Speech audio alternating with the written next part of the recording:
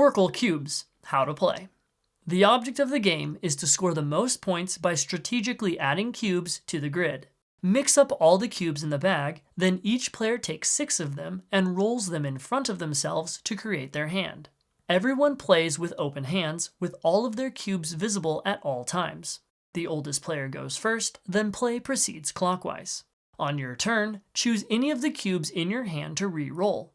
You may re-roll all of them or none of them if you want. Next, you may add any number of the cubes from your hand to the grid that you want. The top face of a cube is the only face of the cube that matters when matching to the grid. On your turn, you must add at least 1 cube. If you cannot, then you must re-roll all of your cubes until you can. The grid is the central play area where everyone collectively plays. The very first turn of the game, the first player must play down 2 or more cubes.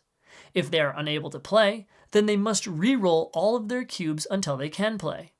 Lines happen in horizontally or vertically adjacent cubes, never diagonally. Each line may only have one attribute in common, either color or shape. Lines may not have any duplicates. To add a cube to a line, you must match that cube to that line's existing attribute. You can only connect to multiple lines at the same time so long as all of these restrictions in all lines are followed. Except for the first play of the game, all cubes must be placed adjacent to lines already present in the grid. You may not create multiple grids. If you play multiple cubes to the grid, all the cubes must share one attribute and be added to the same line. However, they do not have to touch one another. When you create a line, you score 1 point for each cube in that line, including the cubes that were already a part of that line. 1 cube can score 2 points if it is part of 2 different lines.